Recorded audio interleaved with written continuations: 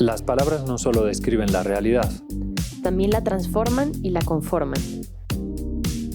Democracia, Memoria, hogar, derecho, intuición. número. En este podcast, cada semana conversamos con un especialista diferente sobre una palabra clave para comprender el mundo. Una semana, Una palabra.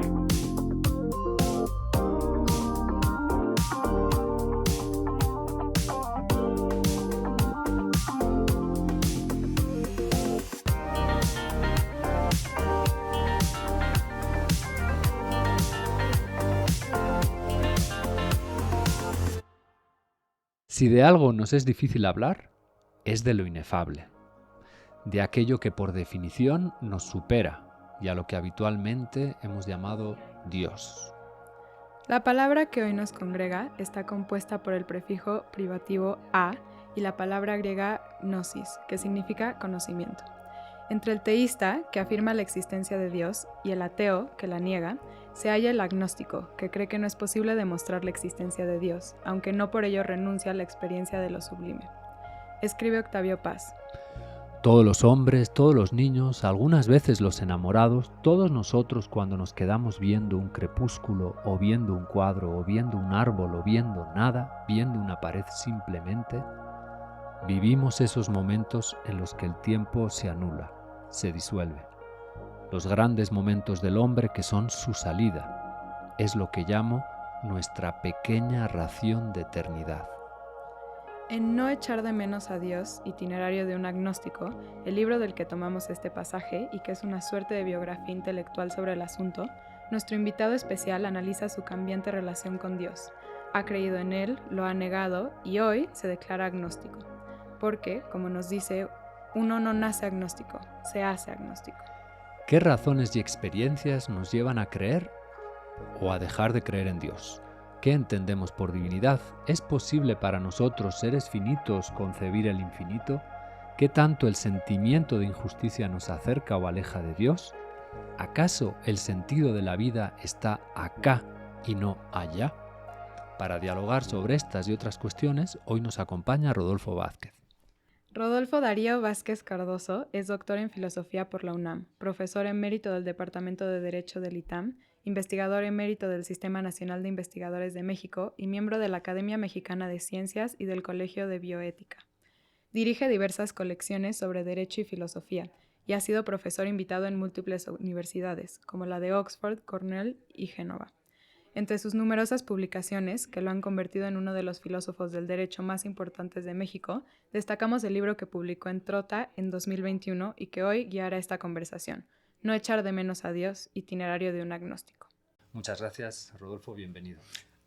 Al contrario, Javier, me siento muy complacido y honrado por esta invitación. Honrados nosotros. Bueno, la primera pregunta tiene que ver con algo que comentábamos en la introducción. Parafraseas a Simone de Beauvoir, que dijo aquello de la mujer no nace, sino que se hace. Y tú dices, uno no nace agnóstico, se hace agnóstico. ¿Cómo? Sí, el libro intenta hacer un recuento, un corte de caja a cierta altura de la vida, de cuál ha sido tu proceso con respecto a la relación con lo trascendente, lo inmortal, lo sobrenatural. Y ha habido varias etapas en mi vida, como tú dijiste muy bien, hasta esta última en la que me pronuncio abiertamente como agnóstico. Y quizás lo que valdría la pena señalar es que asumirse como agnóstico es situarse en un mundo distinto al del creyente. Si el mundo del creyente es el mundo de la trascendencia, de la inmortalidad o de lo sobrenatural, el mundo del agnóstico es el mundo de la finitud, de la contingencia, de la mundanidad. Y tomar conciencia clara, plena, de que nuestras facultades están limitadas para poder acceder al mundo del creyente, ¿no? Es decir, lo trascendente, lo sobrenatural, lo inmortal, escapa a cualquier conocimiento racional, incluso volitivo. Casi diría que es imposible tener algún acercamiento volitivo si no se tiene ningún conocimiento de lo que se va eventualmente a querer. Entonces, en este sentido, también está limitada la voluntad. O sea que uno no puede querer el cielo si no lo conoce. Digamos que en este sentido me pronuncio como bastante racionalista en ese sentido, Okay. sí, por supuesto. Y esto no significa en absoluto de que el agnóstico guarde cierto rencor o alguna posición, digamos, de nostalgia con respecto a Dios. No, está perfectamente situado en la mundanidad y lo único que asume es el no echar de menos precisamente a Dios, ¿no? Y sentirse a gusto en la mundanidad, ¿no? Y en este sentido, como han dicho algunos autores, quizás el ateísmo sea como una especie de secularización incompleta. Y la secularización completa vendría con el agnóstico, que asume abiertamente la situación del ser humano instalado en la plena mundanidad, ¿no? Entonces, el humano pleno. Entonces yo diría que más que una dicotomía entre ateo y creyente, el agnóstico sería el verdadero humanista, ¿no? Más que el ateo, digamos, a Jean-Paul Sartre, sino más bien el agnóstico, ¿no? Que asume plenamente su situación mundana. No renuncia ni a un lado ni al otro. No, lo que no lo hace indiferente tampoco, ¿no? Porque luego cuando alguien dice soy agnóstico, es que no eres ni ateo ni creyente, por lo tanto es un limbo ahí medio raro, ¿no? A medias. No. Un agnóstico no es indiferente a lo religioso. Es decir, más aún, es decir, lo religioso visto desde la perspectiva de las ciencias, por ejemplo, de la sociología, la antropología, la fenomenología, la misma historia comparada de las religiones, me parece como fenómeno cultural algo que debe de ser incluido dentro de la propia educación humana, ¿no? Entonces, en ese sentido, por supuesto que no hay ninguna indiferencia a lo religioso, al contrario. De hecho, en tu libro, bueno, luego hablaremos del giro antropológico que ahora Claro, apuntabas, claro. pero antes de eso, partes de Spinoza, que pues, era un creyente, aunque de algún modo, o no sé, un agnóstico disimulado, partes de él y hay un concepto que me parece interesante que te queríamos preguntar sobre él, en que el de las nociones comunes, que dices que no son ideas abstractas ni innatas, Sí. sino ideas generales que se forman a partir de cierta simpatía manifiesta en el afecto de alegría, producto de la correspondencia que se experimenta entre el ser humano y la naturaleza. Bueno, ¿qué quiere decir esto? A mí esto me parece muy bonito, pero esta idea de cómo la alegría es lo que te acerca a... Sí. Hay una tradición estoica muy fuerte con respecto a las nociones comunes, ¿no? Y yo creo que hay que hurgar en Spinoza y ver hasta dónde esta tradición estoica aparece en su pensamiento, ¿no? Tú eres muy estoico, ¿no? En No ese, sé, o en al ese menos, aspecto, al menos tú... sí, en ese aspecto sí, como no. Y la idea de estas nociones comunes es un acceso muy inmediato, empático, hacia la realidad, sin necesariamente conceptualizarla de una manera abstracta, ¿no? Y lo dice Spinoza, que Claro, antes ha claro, estado conceptualizando. Claro. Por eso yo creo que la ética de Spinoza hay que leerla completa. A veces se leen los primeros libros, pero hay que leer el libro quinto de la ética, donde Spinoza confluye su acercamiento a Dios desde la perspectiva de los primeros libros con esta visión más estoica, empática, con respecto a lo divino, ¿no? Y esta es la parte que me interesó rescatar. ¿Y en qué sentido la rescatas? Por la empatía que tiene el ser humano por lo religioso, ¿no? Es decir, tú dijiste una palabra al principio que me parece muy importante, el sentido de lo inefable, el sentido de lo absoluto, el sentido de lo que un fenomenólogo muy importante, clásico ya, Rudolf Otto, llamaba lo santo, ¿no? Lo luminoso también. Lo luminoso. ¿No? Yo creo que ya se puede rastrear el concepto de Spinoza, ¿no? Sobre todo en ese libro quinto. O sea, queda claro, tú renuncias a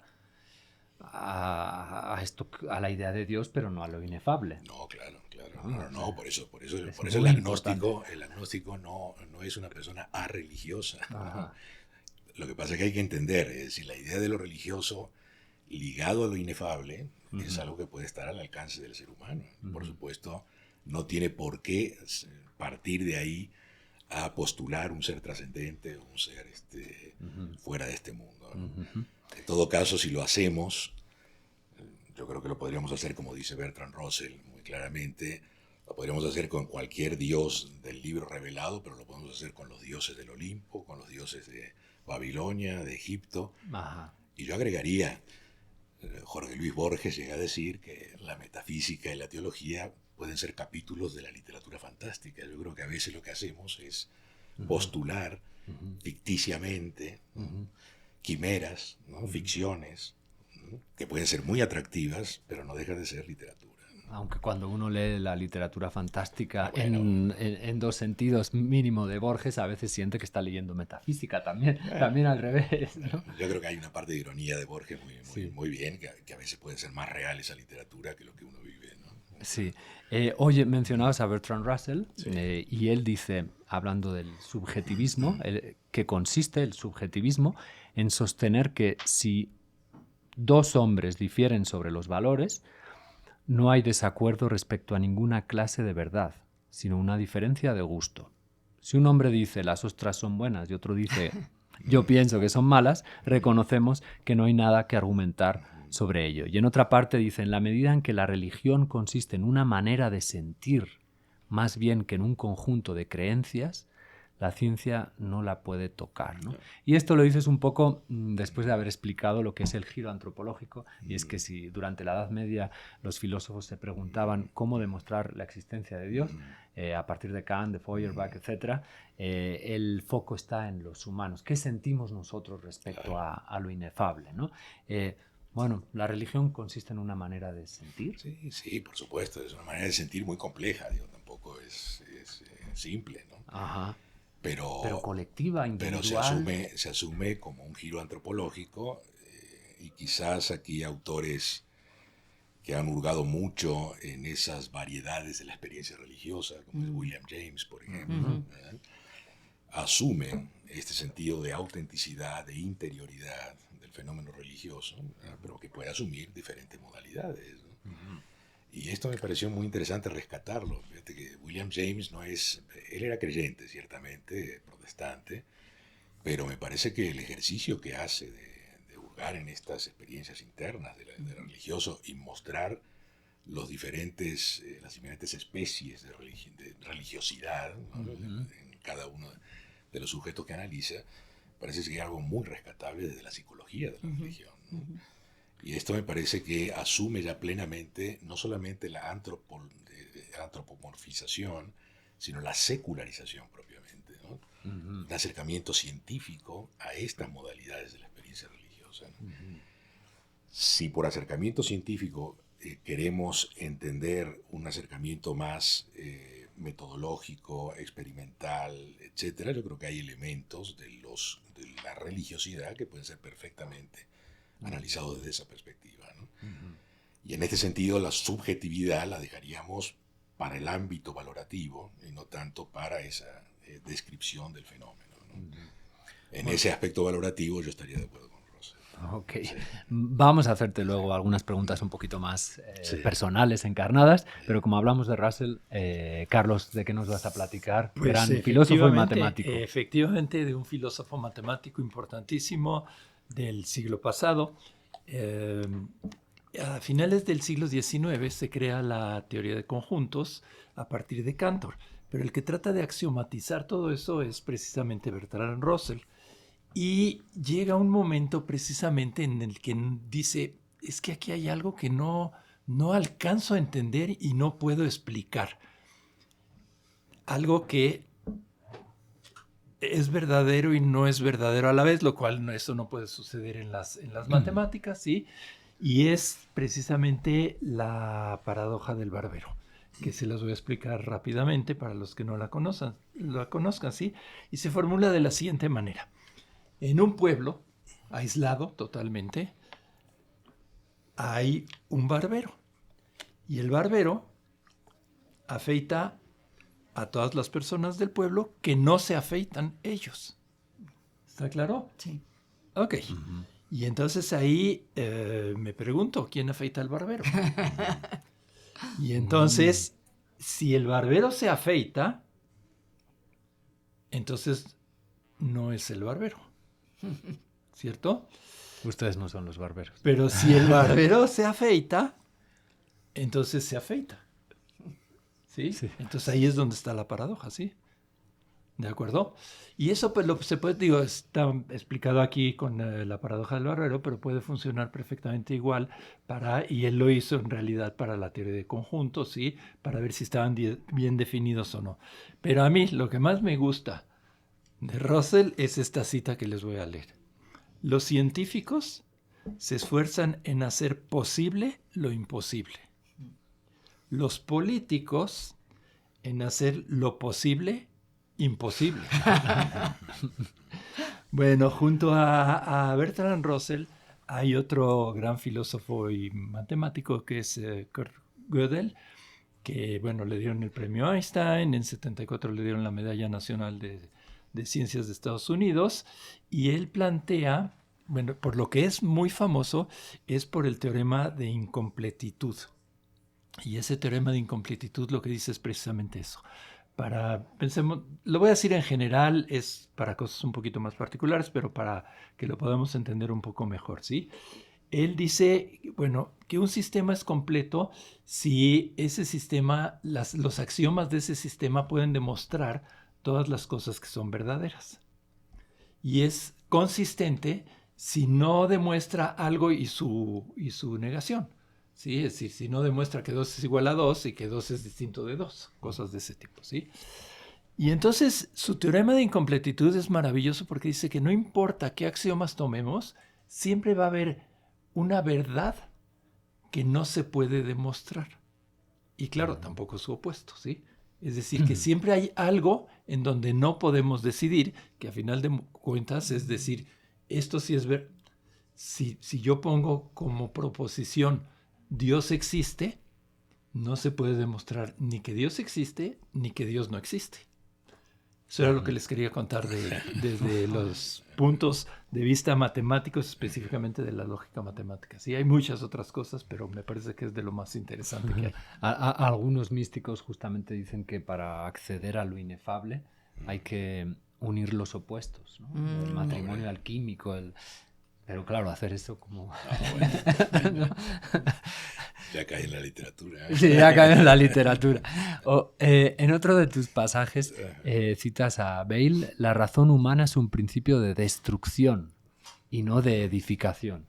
Y a Voltaire, ¿no? Bueno, estoy descontextualizando un poquito, y a Voltaire que dice, el filósofo es el que escribe para el hombre ordinario, al mismo tiempo que le da las armas de una razón terrenal para superarlas y alcanzar poco a poco una vida de felicidad.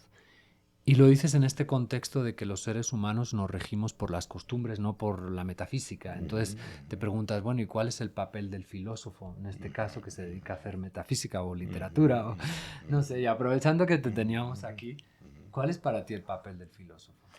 No, bueno, es un poquito difícil, pero... No, yo creo que hay al menos 2 características o 2 actitudes que debe asumir un filósofo, ¿no? La primera es intentar conceptualizar lo que trata de explicar o de comprender. O sea, dar nombre a lo que otros no han logrado nombrar. Sí, crear un concepto, dar una definición, ¿no? Cuando es posible, ¿no? Cuando es posible.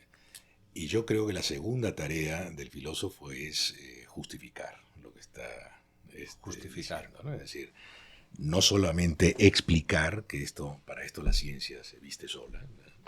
Sino que el filósofo intenta ir un poco más allá, quizás a una fundamentación, a una justificación, con esa idea que tenían los clásicos, en el sentido de decir justificación última, ¿no? Sin que lo último sea lo último, ¿no? Puede haber una contradicción. Entonces yo creo que serían las 2 tareas fundamentales, ¿no?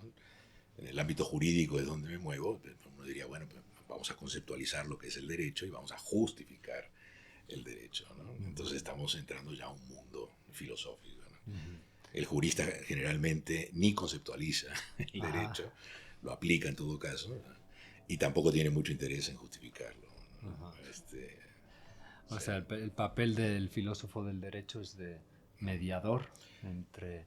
No, asume una posición independiente del propio científico del derecho, ¿no? Es decir, en fin, no sé si entremos al mundo jurídico, pero... Bueno, ya que estamos...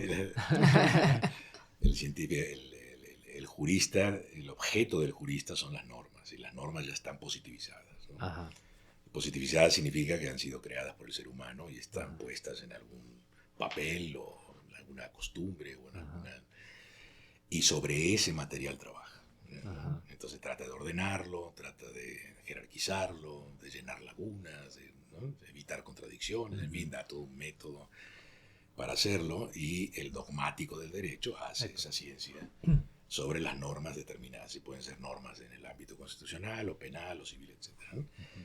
Bueno, el filósofo trata de conceptualizar al derecho mismo, no solamente el ámbito de la descripción o explicación de las normas, sino al propio derecho, ¿no? Como conocimiento abarcador de todas las normas. De hecho, hablando... Y justificarlo. Algunos filósofos piensan que el derecho no requiere de una justificación externa al derecho, sino que se autojustifica. Ajá. En fin, esta es toda una línea. Y otros pensamos que el derecho no se puede autojustificar, sino que se justifica en una normatividad todavía superior, ¿no? Que puede ser la normatividad moral, ¿no? ¿Verdad? Y para nosotros en Occidente este argumento creo que lo entendemos pues casi de forma... pues no sé si decir innata, intuitiva, porque nos hemos criado en esta sociedad, pero ¿qué sucede en otras sociedades donde puede aparecer el fanatismo religioso y que lo que vendría a defender es que las normas vienen de otro lado, pero no necesariamente de una moral consensuada, sino de una moral... Sí. Ahí, ¿qué sucede? No, bueno, yo creo que ahí ya no hay justificación, lo que hay es una posición dogmática, ¿no? Se asume abiertamente un principio no demostrado, ¿no? Que sirve, que puede estar, por ejemplo, encarnado en las Sagradas Escrituras, y el derecho se tiene que asumir plenamente a lo que dice las Sagradas Escrituras. De ahí la necesidad de la secularización. Claro, entonces un gran proceso que hemos hecho en Occidente, creo yo, y no está acabado, ¿vale? Es un proceso largo. Ajá. Es un proceso de secularización, o si quieres, de modernización, entrar a la modernidad que supone esa secularización. Y yo diría que los grandes logros que yo veo como buen ilustrado que me siento, es separar Iglesia y Estado, por ejemplo. Me parece que es un fenómeno de secularización extraordinario. Muchos de los conceptos que se veían teológicamente los podemos abarcar desde un punto de vista más racional, ¿no? La idea de providencia la traducimos como la idea de progreso, ¿no? Es decir, bastaría con la idea de progreso sin necesidad de pensar de que hay un ser trascendente que está moviendo las cosas hacia un mundo mejor, ¿no? Bueno, la idea de progreso me parece que es una secularización ya de la idea de providencia. Las sanciones ya no son sanciones que tengan que estar esperando a que haya un ser trascendente que diga esto es malo o esto es bueno, ¿no? Sino que la sanción ya la crea el ser humano, ¿no? Es una forma de positivizar, ¿no? El ámbito jurídico. Si hay un conflicto, no tengo que esperar a que haya un milagro para saber por dónde me tengo que guiar, ¿no? Bastaría con un juez que convengamos las dos partes para que dirima el conflicto. Entonces es una forma de secularización también en la litis, ¿no? En fin, todo ese proceso ha sido un proceso muy largo, pero me parece que es sumamente importante, ¿no? Que va muy ligado al agnóstico, es decir, el agnóstico se asume secular, se asume laico. Si entendemos al agnóstico en lo que decía al principio, como aquella persona que se siente plena en la mundanidad, tiene que ir acompañada el agnosticismo, casi como primos hermanos, de la laicidad y de la secularización. Y de la tolerancia, ¿no? Sin duda, claro. Bueno, en todos los episodios Julia sale a preguntar algo un poquito más aterrizado, que es lo siguiente. ¿Has tenido alguna experiencia inexplicable que te hiciera creer en algo superior?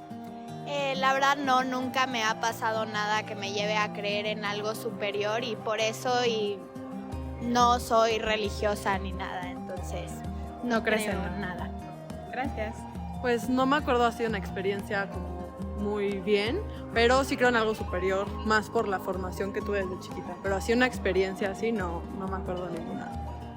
Yo creo que una vez en un curso de verano hubo un sentimiento de cohesión, de un sentimiento de que todos eran mis hermanos cuando no los eran, los acababa de conocer, que fue algo tan lindo que hubo un momento en el cual dije, esto no pudo ser logrado solo por los humanos, tiene que haber algo que nos una a todos como hermanos, algo que venga desde arriba y que junte a todos. Gracias. Sí, una vez estaba en la primaria en un salón de clases y un señor entró al salón. Por alguna razón supe que su hija se había muerto y cuando acabó de dar la plática, mi maestra dijo que en sí su hija se había muerto hace como 2 años. Vale. Gracias. Yo honestamente creo que sí hay algo superior fuera de nuestra existencia, pero me es difícil pensar en ello y más que nada andar viviendo en el presente pensando en eso, entonces prefiero más echarlo al lado y no tanto cuestionarme cuál es esa cosa que está fuera de nuestro alcance y más vivir en el presente. Gracias. Pues la misma pregunta para ti, Rodolfo. ¿Alguna vez has tenido alguna experiencia inexplicable que te haya hecho creer en algo trascendente? Bueno, yo supongo que en algún momento sí, pensando de que había algo fuera de este mundo que me provocaba esa sensación, ¿no? de algo inefable. Ajá.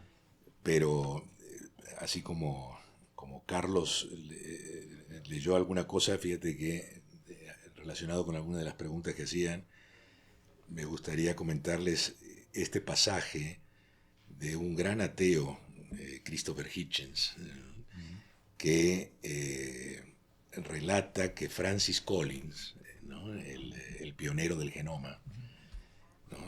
Haciendo montañismo, quedó extasiado ante la belleza de la naturaleza. Se arrodilló y agradeció a Cristo ese momento. Esto podría ser un poco las primeras intervenciones, ¿no? Uh-huh. Tuve alguna sensación de que algo fuera de este mundo, ¿no? Y lo que dice Hitchens es que nuestras emociones son nuestras. Es una plusvalía de nuestra personalidad. Nos pertenecen y nadie puede ni debe reclutarlas o apropiárselas. Ningún prelado, ninguna iglesia, ni Buda, ni Confucio, ni Cristo, ni Mahoma, ni Moisés. Es decir, cuando uno tiene la experiencia de lo sagrado o de lo inefable, no hay que pensar de que esa experiencia, por ser tan importante, tan llamativa y transformadora en muchos sentidos de tu vida, la adjudiquemos a un tercero. Uh-huh. Es parte de tu condición humana tener ese tipo de emociones también. Uh-huh. Entonces no tengo por qué trasladar su apropiación a otra persona. Uh-huh. Es mía, plenamente mía. Y en este sentido, uno podría decir, bueno, oye, entonces ¿para qué estuvieron Cristo, Mahoma? Bueno, te dan algunos principios, algún cierto orden para que tú puedas orientar esas emociones, pero que no se las apropien. ¿No? Esto me parece muy importante. Sí, ¿no? Es decir, porque entonces te deshumanizas, ¿no? Y trasladas toda esa emotividad a terceros, ¿no? Y me parece que esto es terrible. Y puedes hasta dudar de lo que experimentaste, claro, porque no se adecua a lo que esperabas. Ahora es una experiencia tan asombrosa, que puede cambiar plenamente tu vida, que crees que no es posible que esto surja de tu condición humana. No, pues sí surge de tu condición humana. La falta de explicación, ¿no? Es decir, no te lo puedes explicar. No te lo puedes y explicar entonces se lo asignas a alguien más, ¿no? O te da miedo y pasa lo mismo, cosas de ese estilo, ¿no? Una de las cosas que decía Russell es que si algo hay que enseñar a las personas a nivel educativo desde el principio es a perder el miedo. Y tener seguridad, ¿no? Cuando una persona pierde el miedo o atenúa el miedo y tiene seguridad, entonces puede creer más en lo que está experimentando. No me digas eso, yo que enseño matemáticas. Sí, pero me parece que es muy importante. Ahora, sí puedes entender que de repente te rebasen estas experiencias, ¿no? Y sientas que tu vida ha tenido una iluminación, ¿no? Entonces crees que estás... ¿no? Yo creo que ahí hay que pedirle a los psicólogos que nos den más elementos también para poder entender esas emociones, ¿no? Pues si quieres por alusión, Margarita, cambiamos el orden. Pero ya. Es que me doy cuenta que tengo muchas más preguntas que hacerle a Rodolfo que aportaciones, pero bueno, lo que podría aportar es que, como ya mencionaba hace rato, la ciencia no puede responder a las preguntas religiosas, pero sí estudia cómo es ser una persona religiosa o agnóstica o atea. Y por ejemplo, en los estudios sobre la felicidad, la satisfacción con la vida, se ha visto que las personas que se describen como religiosas o espirituales tienden a tener mayores niveles de felicidad.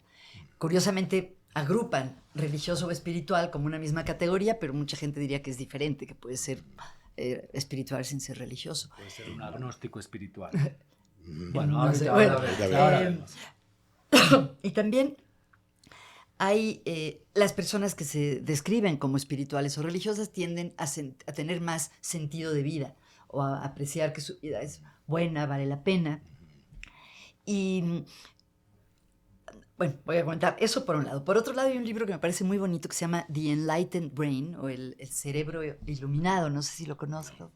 Es de una psicóloga que se llama Sue Miller, de la Universidad de Columbia. Resulta que en la Universidad de Columbia ya tienen pues no sé si un departamento, un comité que se llama de psicología espiritual.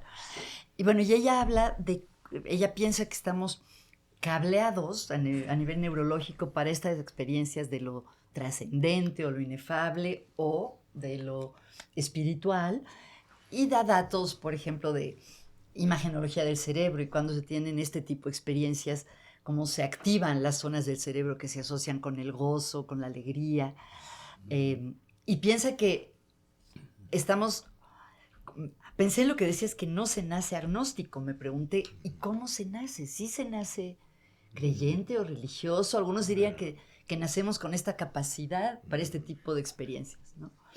Y bueno, ya lo último que sí es específico del tema de hoy, encontré un estudio en el que comparaban los rasgos de personalidad de personas ateas, agnósticas y creyentes, religiosas, cristianas en este caso.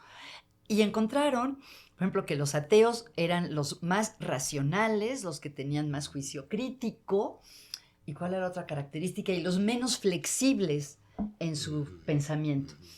Y los agnósticos tendían a tener más curiosidad por las posturas de otros, tener más flexibilidad y un pensamiento un poco menos racional, pero más racional que los creyentes.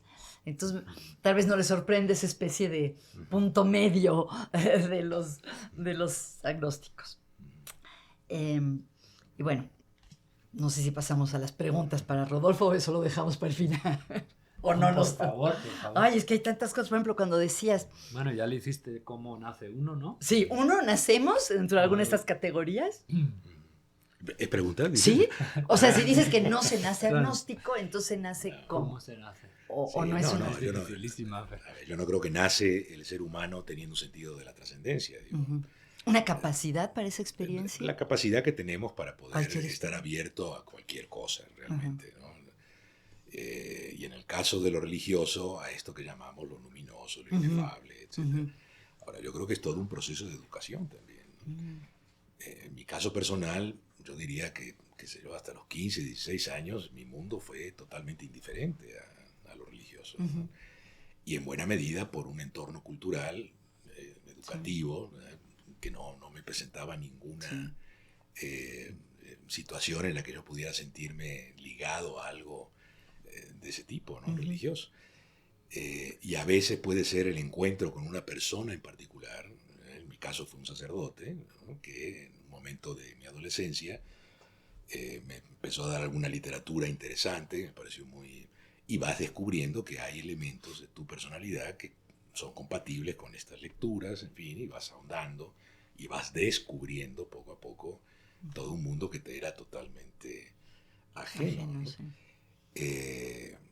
Y luego puede darse en una misma vida, puede darse la situación de que todo aquello te parecía no fundamentado y pueda venir una actitud que quizás tú la expliques mejor, de rechazo, de tratar de poner las cosas en su lugar, de asumirte plenamente como ser humano, ¿no? Y no estar dependiendo de algo trascendente.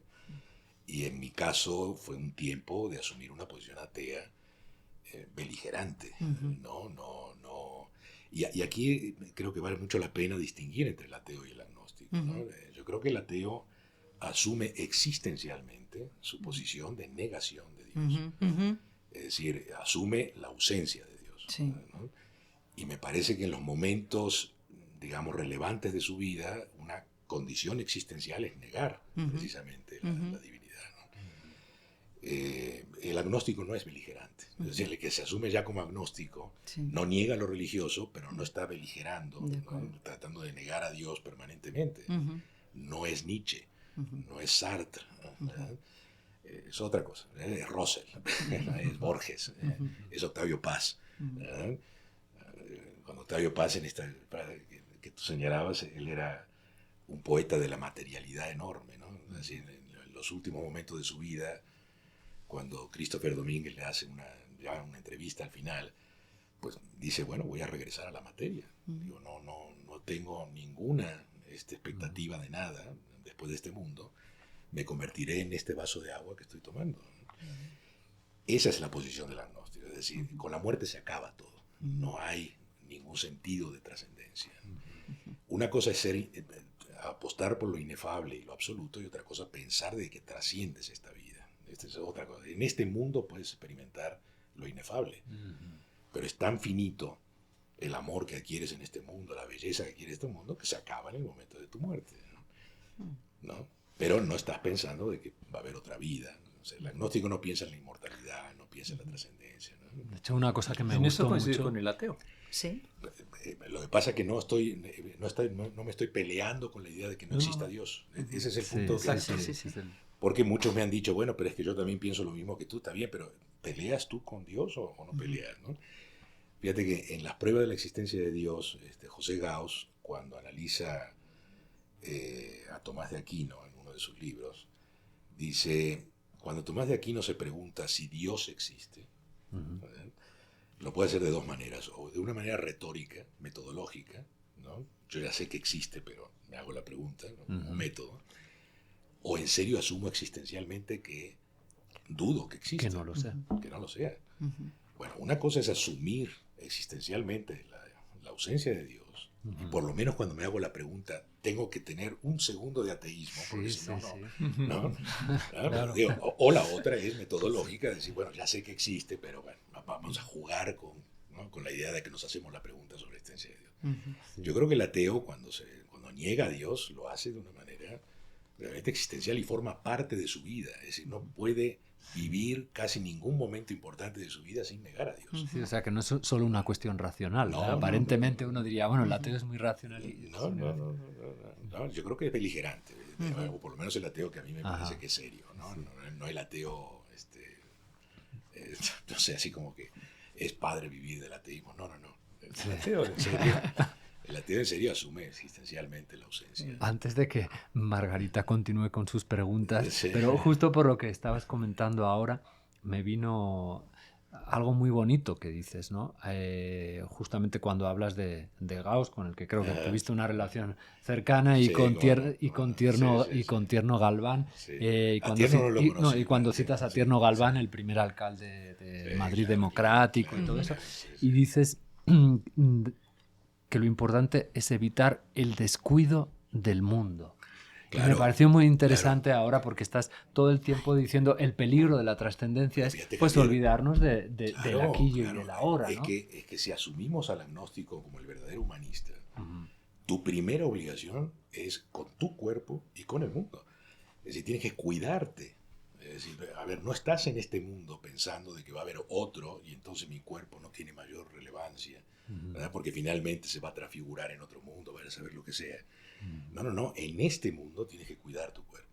Y tienes que cuidar el cuerpo de los demás, y tienes que cuidar el cuerpo de todos los seres vivientes. Es decir, hay una vocación ecológica en el sentido del cuidado del mundo, que me parece que el agnóstico lo asume plenamente. Plenamente. Es decir, no está proyectando mundos alternativos, ¿no? Es este mundo el que hay que cuidar. Y eso tranquiliza, ¿no? Yo creo, a mí me tranquiliza mucho. Es decir, no sé qué experimentaré al momento de estar llegando a la muerte, pero en este momento, yo digo, tengo mucho que hacer en este mundo para estar pensando en ese momento. Entonces mejor hagamos las cosas y bien. ¿Recordaste quién fue? Ay, no me acuerdo si Benjamin Franklin, que le preguntaron en su lecho, casi en su lecho de muerte, si creía en el más allá. Y dijo que I'd rather take things one lifetime at a time. Prefiero tomar las cosas una vida a la vez. Pero no me considero. No, a mí me parece maravilloso, por ejemplo, cuando a Sócrates, en el momento de, ya al final, ¿no? Casi antes de beber la cicuta, ¿qué quieres? ¿Cuál sería tu deseo? Dice, oigo un sonido y me gustaría aprender de ese sonido. ¿Cómo? Antes de morir. Un poquito antes de morir. ¿Por qué? Por curiosidad. Por curiosidad. Qué interesante. La curiosidad la puedo mantener hasta el último instante de mi vida. Uh-huh. Pero eso es estar plenamente mundanizado en el mejor sentido, ¿no? Uh-huh. Es decir, me siento bien en este mundo. Uh-huh. Es decir, hay mucho que hacer en este mundo, no es poco, ¿verdad? Uh-huh. Ahora, yo quería comentar algo de lo que tú decías al principio, con respecto al aspecto de felicidad y lo lúdico, uh-huh, que puede estar ligado con la religiosidad. Entonces, fíjate que en el libro me interesa ver ese aspecto lúdico, uh-huh, sin duda, y hay autores que lo han analizado muy bien, pero también ese elemento que nos acompaña todo el tiempo, que es el sufrimiento, el dolor, la angustia. Uh-huh. ¿Cómo incorporas dentro de este mundo lúdico, uh-huh, el sufrimiento? Entonces, y la injusticia. Y la injusticia, exacto. Entonces hay un agnosticismo que se hace eco de esto. O sea, no todo es felicidad. Sí, bueno, no me refería nada más al gozo, sino a una vida con sentido, una vida de contribución a los demás. Esos son elementos, además. Claro. Pero en la otra respuesta yo acababa diciendo, el mundo hay que cuidarlo y todo es feliz, ¿no? ¿Qué pasa con aquellas personas que no gozan o no pueden gozar de este mundo? Y tú, como agnóstico, asumes el cuidado de estas personas como una primera obligación, ¿no? Es decir, tu felicidad no es una felicidad egoísta, obviamente, es una felicidad con los demás, ¿no? Entonces te haces eco de ese sufrimiento, de ese dolor, ¿no? Intensamente, lo vives. Y ahí es donde en el libro me gustó meter, cuando hablaba de Horkheimer y sobre todo de Horkheimer, Camus, meter a Walter Benjamin, es decir, esta idea, ¿no? de que irrumpe en esta idea del progreso ilustrado, y hay momentos de irrupción, de enorme sufrimiento, ¿no? Y tenemos que hacernos eco en la historia, ¿no? de esos momentos. ¿Esto contra qué? Contra la idea de que este mundo va hacia una utopía extraordinaria capitalista o a una utopía extraordinaria comunista. No, hay fracturas en este mundo, hay que asumir esas fracturas, ¿no? Y esas fracturas no están pensando en una utopía no sé dónde, no, es ahora, ¿no? Y hay que resolver el problema del sufrimiento ahora. Sí, cómo darle sentido a la vida, porque si ya no lo ponemos en otro lado, pues hay que dárselo, ¿no? Claro, entonces te interpele, el que sufre te interpela permanentemente. Y cómo asimilar también lo que percibimos como injusticia, que eso lo mencionas, hay una frase de Camus que me llamó la atención: siempre condenado el terror. Bueno, recuerden, Albert Camus era pied noir, ¿no? Era, o sea, francés, pero de los que vivían en la colonia de Argelia, y para nuestros oyentes, y por lo tanto vivió pues el terrorismo previo a la independencia de Argelia, y cuando le preguntaban al respecto dice: siempre he condenado el terror. Por lo tanto, tengo que condenar un terrorismo que actúa ciegamente en las calles de Argel, por ejemplo, y que un día podría golpear a mi madre o a mi familia. Creo en la defensa de la justicia, pero defenderé antes a mi madre. Me parece que condensa un poco lo que estás diciendo, ¿no? Que, bueno, la justicia está aquí, ¿no? Camus era un gran lector de Dostoyevsky, por ejemplo, ¿no? Y por supuesto Los hermanos Karamazov era para él uno de los libros fundamentales. Uno de los hermanos,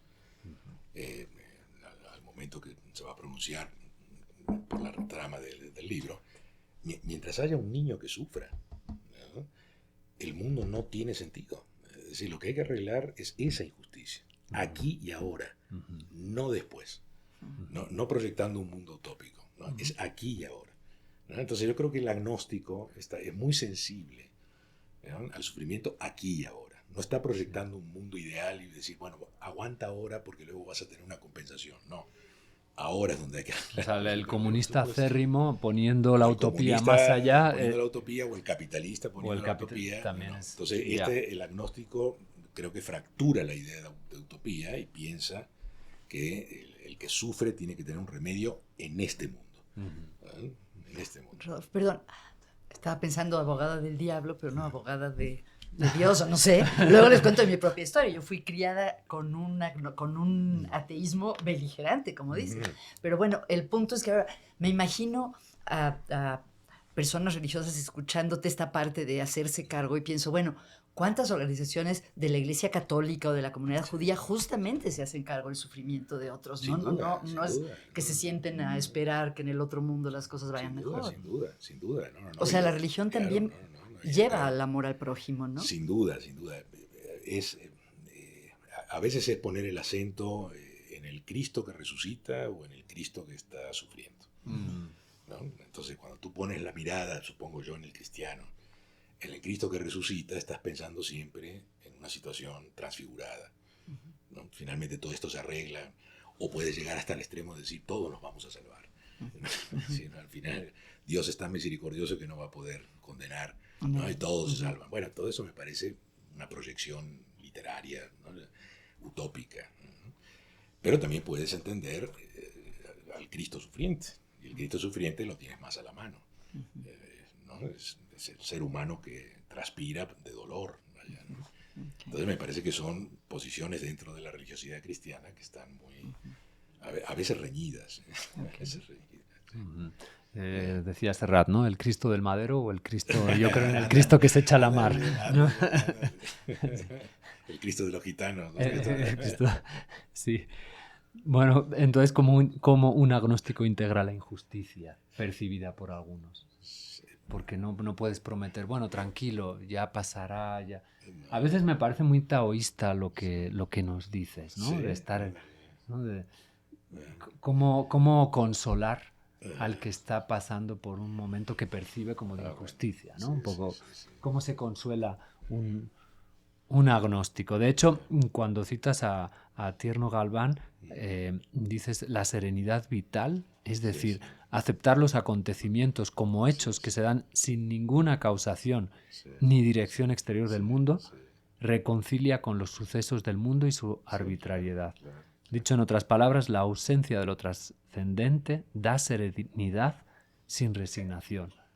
O sea, ¿no? Pensar que las cosas no tienen un sentido más o que no tienen una causa, tranquiliza ¿cómo? Claro, que no tiene un sentido trascendente. La tiene mundanamente, sin duda, y tú le puedes dar un sentido. Personal o colectivo. Personal, colectivo, comunitario, sin duda, claro. A sabiendas de que probablemente no tengas todas las condiciones para que se suprima el dolor y el sufrimiento, pero vas acompañando ese sufrimiento, ¿no? Y tú empatizas con ese sufrimiento, te haces eco de ese sufrimiento, ¿no? Supone una situación, ahora sí regresando a Spinoza con la idea de una empatía con la gente que sufre, ¿no? Eso me parece que es fundamental. Ahora, si perdemos esa empatía, que es un poco la idea de Camus también, ¿no? Si perdemos este sentido de los recuerdos empáticos que podemos tener con las personas, la empatía que podemos construir hacia el futuro, si nos sentimos en ese mundo en donde ya el recuerdo no importa y la posibilidad de ayudar a otra persona hacia el futuro no importa, entonces eres un extranjero en este mundo. Eres una persona que está vacía. ¿No? Está vacía. Ese no es el agnóstico.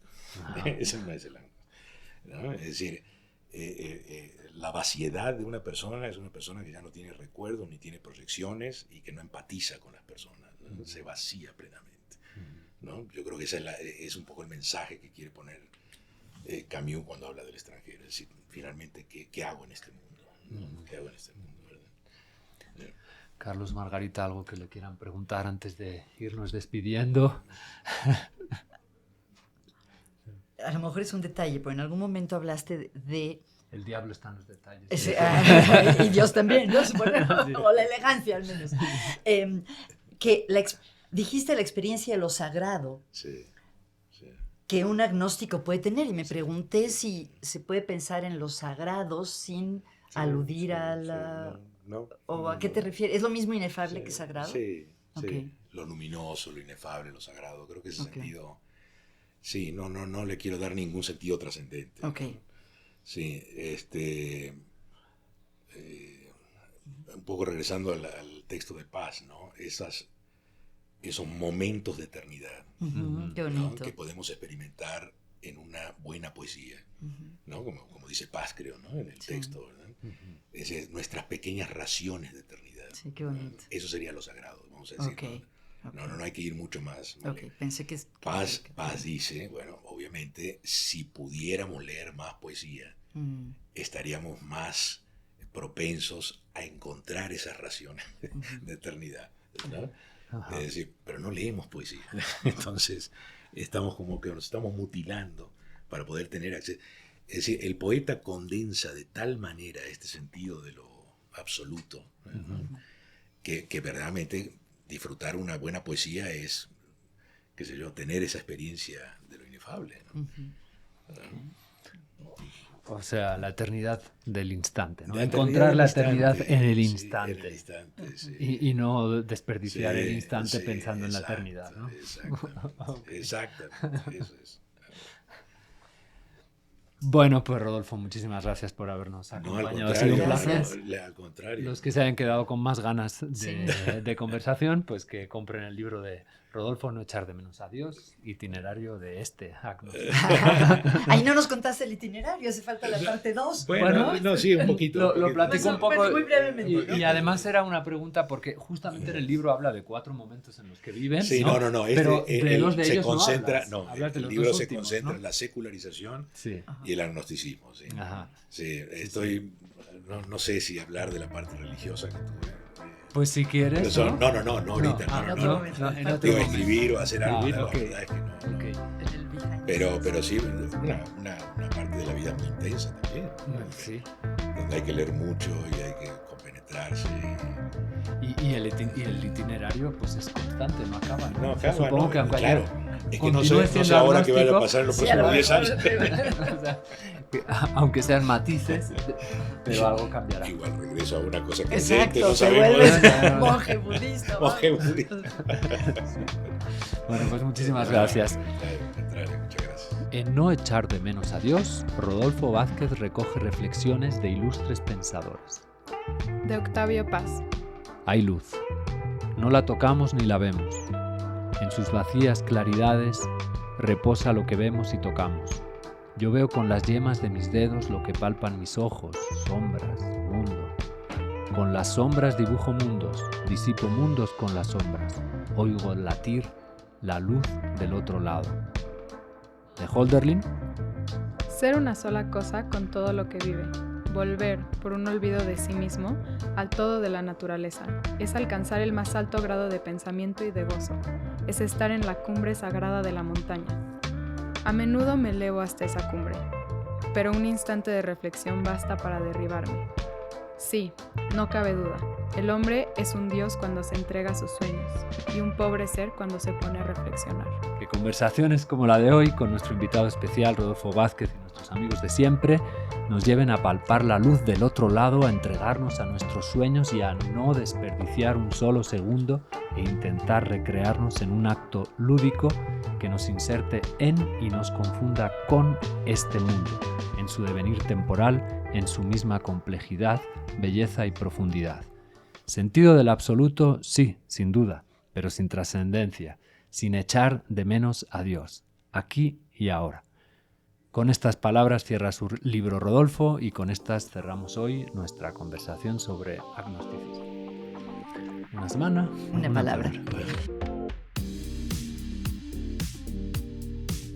Este programa ha sido posible gracias al Departamento Académico de Lenguas y al CARLE, al Centro ITAM de Estudios del Bienestar, al Departamento Académico de Matemáticas, la Oficina de Comunicación ITAM adscrita a la Dirección de Desarrollo y Comunicación Institucional y por supuesto a nuestros amigos invisibles, Luis, Bruno, Camila y Paula.